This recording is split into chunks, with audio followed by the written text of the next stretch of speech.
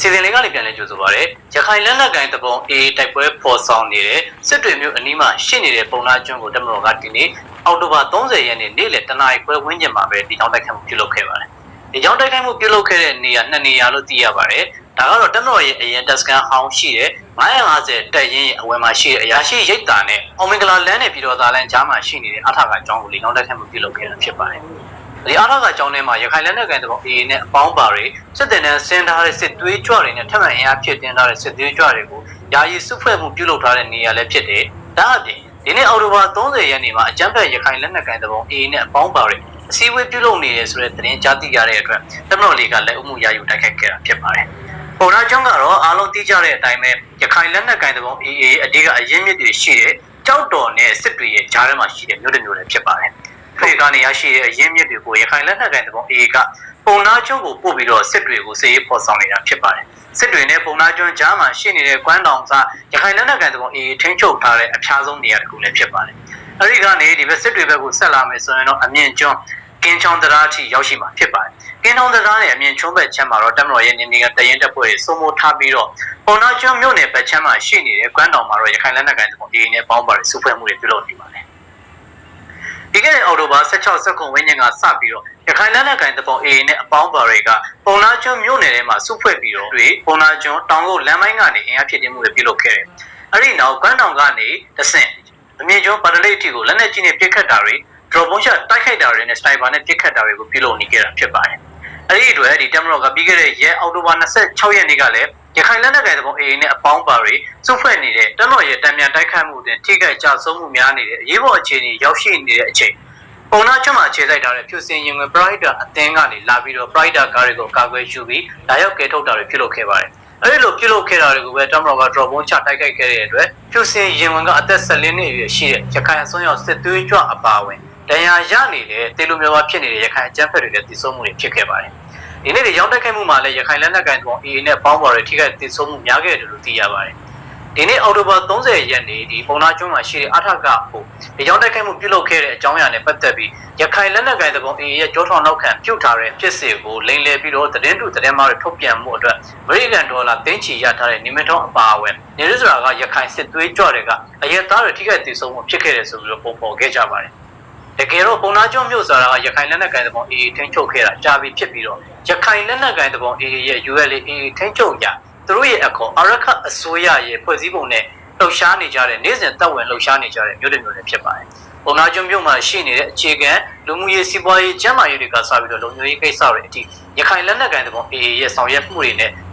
ရှင်သန်နေကြတဲ့မြို့တွေမျိုးလည်းဖြစ်ပါတယ်။ဆိုတော့ရခိုင်လက်နက်ကိုင်တပုံအေးရဲ့ထိန်းချုပ်မှုအောက်မှာရှိတဲ့မြို့တွေမျိုးဖြစ်တဲ့ဒါအပြင်ပုံနာကျွန်းမြို့ကရခိုင်လက်နက်ကိုင်တပုံအေးစစ်သွေးကြွတွေအများကြီးရှိတဲ့မြို့တွေမျိုးလည်းဖြစ်ပါတယ်။ရခိုင်လက်နက်ကိုင်တပုံအေးကဒီစစ်တွေမြို့သိမ်းတိုက်ပွဲကိုဆင်နွှဲမယ်ဆိုတဲ့2025ခုနှစ်ဖေဖော်ဝါရီဒုတိယပတ်ထဲကစပြီးတော့စစ်ရေးပေါ်ဆောင်ခဲ့တဲ့အချိန်ပုံနာကျွန်းမှာရှိနေတဲ့ရခိုင်လက်နက်ကိုင်တပုံအေးကိုနောက်ွယ်ကအတားတွေဖြည့်ဆည်းပေးခဲ့တာကလည်းပုံနာကျွန်းမှာရှိနေတဲ့ရခိုင်အကြမ်းဖက်စစ်သွေးကြွတွေပဲတပုံအေးကိုနောက်ွယ်ကအတားတွေဖြည့်ဆည်းပေးခဲ့တာကလည်းပုံနာကျွန်းမှာရှိနေတဲ့ရခိုင်အကြမ်းဖက်စစ်သွေးကြွတွေပဲဖြစ်ပါတယ်ရခိုင်လက်နက်ကိုင်တပုံအေးရဲ့ယူနီဖောင်းဝတ်မထားတဲ့အတွက်အပြစ်မဲ့အရက်သားလို့တော့ခေါ်ဆိုလို့မရဘူးဖြစ်ပါတယ်ရခိုင်လက်နက်ကိုင်တပုံအေးယူနီဖောင်းဝတ်မထားပေမဲ့အရက်သားအသွင်နဲ့ပဲနေထိုင်ပြီးတော့ရခိုင်လက်နက်ကိုင်တပုံအေးကိုကြောထောင်နောက်ကန်ပြုတ်ထားတဲ့စားတဲ့ရိတ်ခါကနေစပြီးတော့လိုအပ်တဲ့ကိုညီမှုအားလုံးကိုပေးဆောင်နေတဲ့မျိုးတစ်မျိုးလည်းဖြစ်ပါတယ်။ဒါအပြင်အဓိကစစ်တွေမြို့ကိုစေရေးအရာနှောက်ယှက်မှုတွေပြုလုပ်နေတဲ့အဓိကလက်တွေကလည်းပုံနာကျုံမျိုးပဲဖြစ်ပါတယ်။အဆက်လက်ပြီးတော့တမတော်ကမနေ့ကအောက်တိုဘာ29ရက်နေ့မှာလည်းရခိုင်လက်နက်ကိုင်တပုံအေးနဲ့အပေါင်းပါတွေစုဖွဲ့နေတဲ့နေရာပေါတောမြို့နယ်မှာရှိတဲ့တောင်မြို့ရွာကိုလက်နက်ကြီးနဲ့ပစ်ခတ်ရှင်းလင်းမှုတွေပြုလုပ်ခဲ့ပါတယ်။တကယ်လည်းလက်နက်ကိုင်တပုံအေးကအခုအောက်တိုဘာပထမဘက်ကစပြီးတော့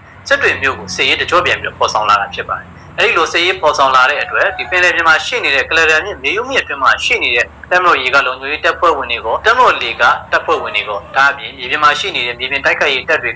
ဟန်ချက်ညီညီနဲ့ပဲအကြမ်းဖက်သမားတွေရဲ့စုဖွဲ့လှုပ်ရှားမှုတွေကိုမျက်ခြေမပြတ်ကင်းထောက်ပြီးတော့လက်ဦးမှုရယူတိုက်ခိုက်ခဲ့တာဖြစ်ပါတယ်။အခုအောက်တိုဘာ29ရက်နေ့နဲ့အောက်တိုဘာ30ရက်နေ့မှာပေါတော့ရသေးတောင်နဲ့ပုံနာကျွန်းမြို့တွေကအကြမ်းဖက်သမားတွေစုဖွဲ့နေရပြီကိုတမတော်ကလေကြောင်းတိုက်ခိုက်မှုပြုလုပ်ခဲ့တာဖြစ်ပါတယ်။ဒီနေ့တနေ့ထဲမှာပုံနာကျွန်းအပြင်နောက်ထပ်ရသေးတောင်မှာရှိနေတဲ့အောက်စီကိုင်းရွာကိုလည်းမပြုလုပ်ခဲ့ပါသေးတယ်။အဲဒီအောက်စီကိုင်းရွာဆိုတာကတော့စစ်တွေမြို့နယ်ပုံနာကျွန်းအဆက်မှာရှိနေတဲ့ အမြင့်ကျွန်းနဲ့ပါတလိပ်ရဲ့တစ်ဖက်ချမ်းမှာရှိနေတဲ့ရွာတွေလည်းဖြစ်ပါတယ်။ရသေးတောင်ဘက်ကနေလာပြီးတော့အင်အားဖြစ်တင်းလာတဲ့အဖျားဆုံးကအောက်စီးကိုင်းကနေအင်အားဖြစ်တင်းပြီးတော့ရေလန်းကျောင်းကနေတဆင့်ရခိုင်လက်နက်ကိုင်သဘောအေးနဲ့အပေါင်းပါတွေကရေချမ်းမြေကြီးကိုလာရောက်တိုက်ခတ်မှုပြုလုပ်ပါတယ်။ဒီပင်လယ်ပြင်ရေချောင်းကိုအသုံးပြုပြီးတော့ရခိုင်လက်နက်ကိုင်သဘောအေးကအရက်သားအသွင်နဲ့ငါးဖန်တင်မိုးတွေအသွင်နဲ့စုဖွဲ့မှုတွေပြုလုပ်တယ်ရွှေ့ပြောင်းမှုတွေပြုလုပ်တယ်။တိုက်ခိုက်မှုတွေပြုလုပ်ပြီးထိခိုက်ဒေဆုံးမှုတွေနဲ့ဒဏ်ရာရတွေများလာရင်ငါးဖန်ကလေးတွေအသွင်နဲ့အကြမ်းဖက်သမားတွေကိုလာရောက်ကယ်ထုတ်နေကြတာဖြစ်ပါတယ်။အဲ့ဒီတွေလည်းအခုနောက်ပိုင်းတက်မတော်ကြီးကရခိုင်လက်နက်ကိုင်သဘောအေးရဲ့အသွင်ယူထားတဲ့ဒီအကြမ်းဖက်သမားတွေအဖြစ်ချုပ်မြင်လာပြီးတဲ့နောက်အကြမ်းဖက်သမားတွေကအရက်သားအသွင်နဲ့စေရေးလှုပ်ရှားမှုပြုလုပ်လာပြီးတဲ့နောက်ငါးဖန်တင်မိုးတွေကိုတက်မတော်ကြီးကတင်းတင်းကြပ်ကြပ်နဲ့လုံခြုံရေးကိုဆောင်ရွက်စစ်ဆေးမှုတွေပြုလုပ်လျက်ရှိပါတယ်။ဆိုတော့ဒီနေ့အောက်တိုဘာ30ရက်နေ့တက်မတော်ရဲ့လက်ဦးမှုရယူတိုက်ခိုက်မှုမှာတော့ပုံနာကျွန်းကတိုက်ခိုက်မှုကတော်တော်လေးတိတိကျကျနဲ့ကြာရောက်ပေါက်ကွဲခဲ့တယ်ဆိုရမှာဖြစ်ပါတယ်။ဒီရသေးတောင်ကတိုက်ခိုက်မှုကတော့ကျန်းဖက်သမားတွေစုဖွဲ့မှုကိုဟန်တားနိုင်ခဲ့ရုံသာဖြစ်ပြီးပုံနာကျွန်းအထကနေဒီအရင်တက်မတော်ရဲ့ရခင်တရင်ဟောင်းရှိတဲ့နေရာကိုဒီကြောင့်တိုက်ခိုက်မှုပြုလုပ်ခဲ့တာကတော့ကျန်းဖက်သမားတွေအယောက်30ကျော်40နီးပါးသိဆုံးမယ်ခံမရပါတယ်။ကျွန်တော်တို့ညနေ4နာရီခွဲနဲ့9နာရီဝန်းကျင်မှာရရှိတဲ့သတင်းအရတော့တက်မတော်ရဲ့ဒီနေ့လေကြောင်းတိုက်ခိုက်မှုကြောင့်အထက1အတွင်းစုဖွဲ့နေတဲ့ကျန်းဖက်သမား10ယောက်ကလုံးဝ on the spot တည်ဆုံသွားတယ်လို့သိရပြီးတော့ဆက်နေတဲ့သူတွေတပြင်းထန်အရေးပေါ်အခြေအနေနဲ့ဒဏ်ရာရရှိသွားတဲ့ရခိုင်လက်နက်ကိုင်တပ်အေးနဲ့အပေါင်းပါတွေလည်းများတယ်လို့ဆိုပါတယ်ဒီတွေပုံနာကျွန်းမြို့နယ်ဆေးရုံပေါ်မှာရောနောက်ရခိုင်လက်နက်ကိုင်တပ်အေးရဲ့ဒီကျန်းမာရေးစောင့်ရှောက်မှုတွေပေးနေတဲ့ဆေးအဖွဲ့တွေရဲ့လိုအပ်ချက်တွေနောက်ပြီးတော့အရေးပေါ်ဆေးဝါးလိုအပ်ချက်သွေးလိုအပ်ချက်တွေလည်းမြင့်တက်နေတယ်လို့သိရပါတယ်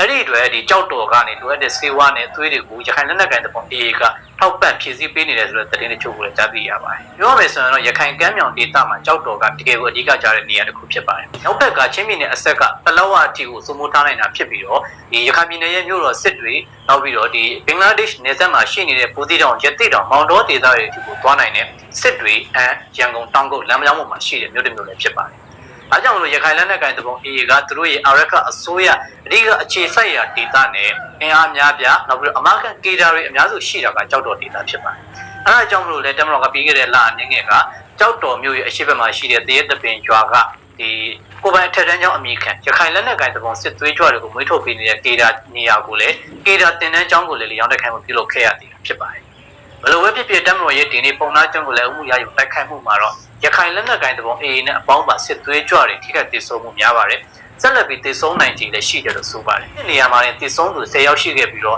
့ဒီပောက်ကွဲမှုတွေရဲ့နောက်ဆက်တွဲထိခိုက်ပျက်စီးမှုတွေဒဏ်ရာရရှိသူတွေကလည်းအရေအတွက်30ကျော်ရှိတာကြောင့်ရခိုင်လက်နက်ကိုင်တပ်အေးနဲ့အပေါင်းပါ40လောက်ထိခိုက်ဒေဆုံးမှုရှိတယ်ဆိုတဲ့အတွင်းနဲ့ကြားသိရပါတယ်။ဒါပေမဲ့လည်းအကြမ်းဖက်သမားတွေနဲ့အကြမ်းဖက်အားပေးမီဒီယာတွေကတော့ဖွင့်နေကြတပ်ပြားဟောင်းကြီးတိုင်းပ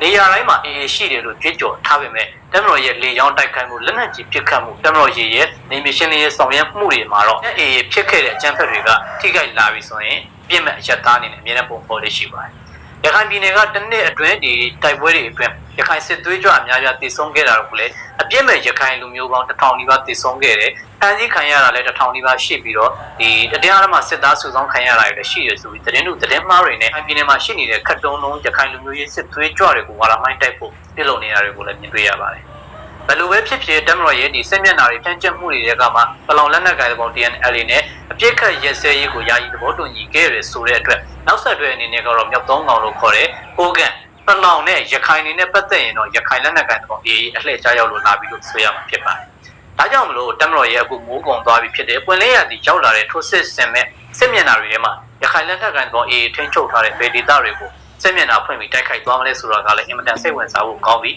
စောင့်ကြည့်ရမယ့်အခြေအနေတစ်ခုလည်းဖြစ်ပါတယ်။ဒါကတော့ဒီနေ့ရခိုင်လက်နက်ကိုင်တဲ့ပုံစုဖွဲ့နေရာတွေကိုတမတော်ကလည်းဥမှုရယူတိုက်ခိုက်ခဲ့ရဆိုတဲ့သတင်းနဲ့ပတ်သက်ပြီးဆက်တင်ဆက်ပေးခဲ့တာပဲဖြစ်